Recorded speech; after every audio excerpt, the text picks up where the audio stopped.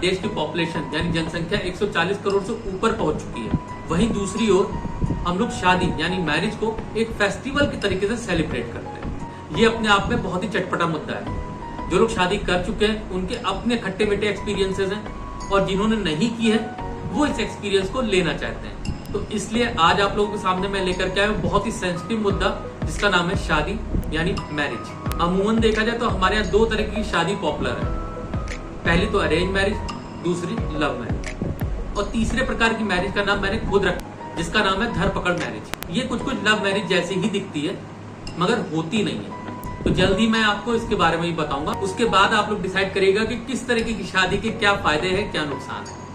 अपने देश में सबसे ट्रेडिशनल प्रकार की शादी मानी जाती है जिसको कहते हैं अरेंज मैरिज। इस अरेंज मैरिज को मैं सरकारी नौकरी की तरीके की वैल्यू देता हूँ। अब मैंने इसकी तुलना सरकारी नौकरी से क्यों की दोस्तों, वो इसलिए की क्योंकि इसमें दो समान कास्ट के यानी जाति के दो परिवार आपस में मिलते हैं, एक दूसरे को समझते हैं। समझते क्या है, एक दूसरे का बजट देखते हैं कि किसके अंदर कितनी खर्च करने की क्षमता है।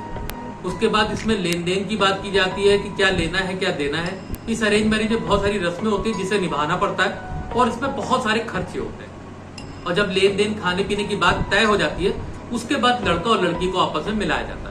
अब चक्कर ये कि एक लड़के और लड़की के बीच में उस शादी को लेकर के सहमति है या नहीं है, परिवार इसको बाद में देखता है। एक लड़के को हल्दी की रस्म से लेकर के हनीमून तक की रस्म को निभाना पड़ता है। अगर इसकी तुलना हम किसी ऑनलाइन गेम से करें तो इस खेल में कम से कम 7-8 लेवल है। एक लड़के को पहले ये 7-8 लेवल पार करने होते हैं, उसके बाद जाकर के उस लड़की से मुलाकात होती है। हाँ, इस अरेंज मैरिज का एक सबसे बड़ा फायदा है, शादी के बाद अगर एक लड़का और लड़की में नहीं बनती, अगर उनके बीच में नहीं पट रही है तो एटलीस्ट उनके पास एक ऑप्शन होता है अपनी अपनी फैमिली से शिकायत करने का, क्योंकि कहीं ना कहीं उनके परिवारों का भी एक साइकोलॉजिकल दबाव होता है इस तरीके की अरेंज मैरिज। मजे की बात तो ये कि अगर लड़की IAS भी है, आर्मी ऑफिसर भी है, तो भी उसे सज धज कर स्टेज तक धीरे धीरे चल के आना होता है, चाहे वो जितनी आउटगोइंग जितनी भी स्मार्ट हो, मगर उसे सारी रस्में अपने ट्रेडिशन के हिसाब से ही निभाना पड़ता है।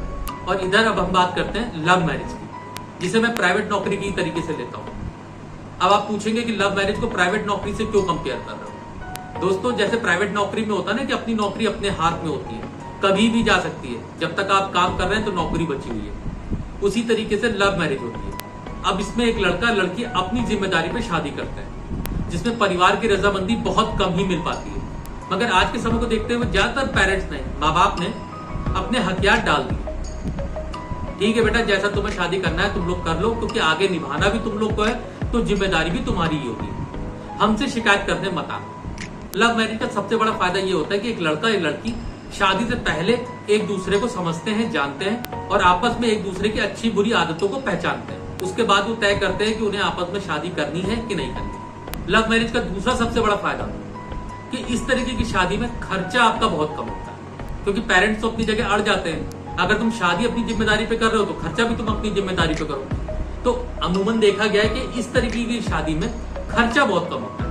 लव मैरिज करने के दो सबसे बड़े नुकसान है। सबसे पहला, अगर शादी के बाद आपस में नहीं बनती है, लड़ाई झगड़ा होता है, वाद विवाद होता है, तो ये आपकी खुद की जिम्मेदारी है कि आप अपने रिश्ते को किस तरीके से चलाएं। आपके पास ये अथॉरिटी, ये अधिकार नहीं होता कि आप अपने माँ बाप से इस शादी को लेकर के शिकायत कर सकते हैं। और दूसरा, अपने देश में तलाक यानी डाइवोर्स के केसेस बहुत ज्यादा बढ़ रहे हैं, तो उसका सबसे बड़ा कारण है ये लव मैरिज। एक्साइटमेंट में आकर के दोनों लोग शादी तो कर लेते हैं और अगर उनके माँ बाप शादी के खिलाफ है, मतलब रजामंद नहीं है, तो वो बागी भी हो जाते हैं। एक तरीके से उनकी क्रांति अपने घर से शुरू हो जाती है।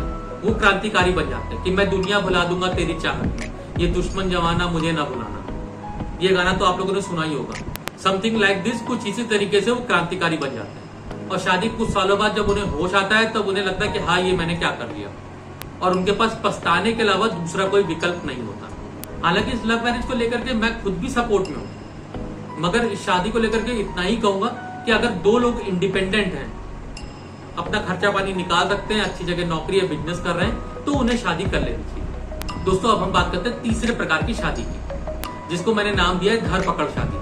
मैंने आपको पहले ही बता दिया था कि इस तरीके की शादी जो है वो कुछ लव मैरिज की तरह दिखाई पड़ती है, मगर सच बताओ तो होती नहीं।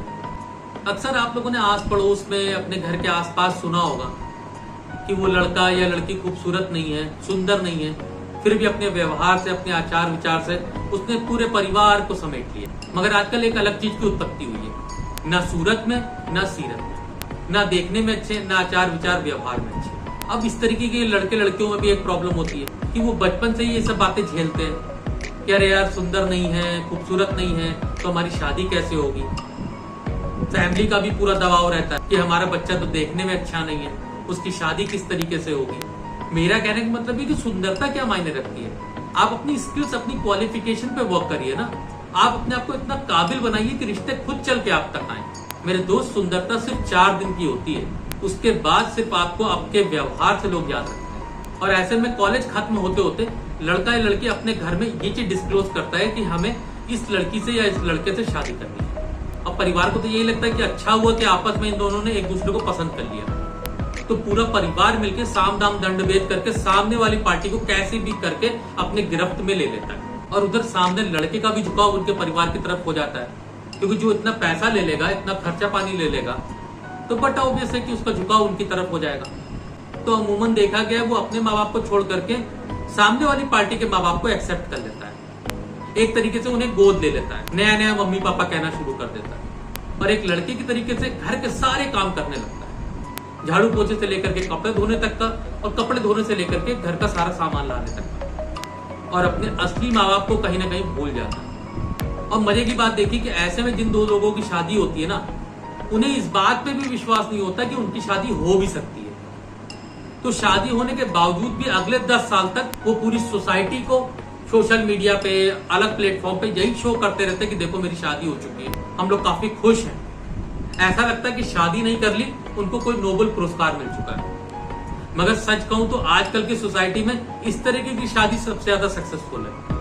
तो इस शादी को अगर मुझे तुलना करनी हो, कंपेयर करना हो, तो इस शादी की तुलना मैं ऐसी संस्था से कर सकता हूं जो गवर्नमेंट अंडरटेकिंग हो, यानी पूरी तरीके से गवर्नमेंट एजेंसी भी नहीं है मगर प्राइवेट भी नहीं। अगर इस तरीके की आपकी लॉटरी लग गई तो इंडिविजुअली आपकी लाइफ बहुत अच्छी कर सकती है। दोस्तों, आखिरी में मैं आपसे यही कहूंगा कि जहां तक शादी की बात है तो इसमें आपका निर्णय खुद का होना चाहिए। आपके सामने एक पिक्चर क्लियर होनी चाहिए कि आपको अरेंज मैरिज करनी है कि लव मैरिज करनी है, कि आपका बिलीव धर पकड़ शादी में। दोस्तों, कैसा लगा आपको ये वीडियो? इसके बारे में अपनी राय मुझे कमेंट बॉक्स में जरूर भेजिएगा। और अगर आपको ये वीडियो पसंद आया हो तो प्लीज सब्सक्राइब का बटन जरूर दबा दीजिएगा, और उसके बगल में एक नोटिफिकेशन बेल का भी बटन है, उसे भी प्रेस कर दीजिएगा ताकि मेरे नए नए जो वीडियोस आते रहते हैं उसका नोटिफिकेशन आपको सबसे पहले मिल सके। तो जल्दी मिलते हैं आपसे एक नए वीडियो के साथ, एक नए टॉपिक के साथ। तब तक के लिए आप खुश रहिए, स्वस्थ रहिए, सुरक्षित रहिए।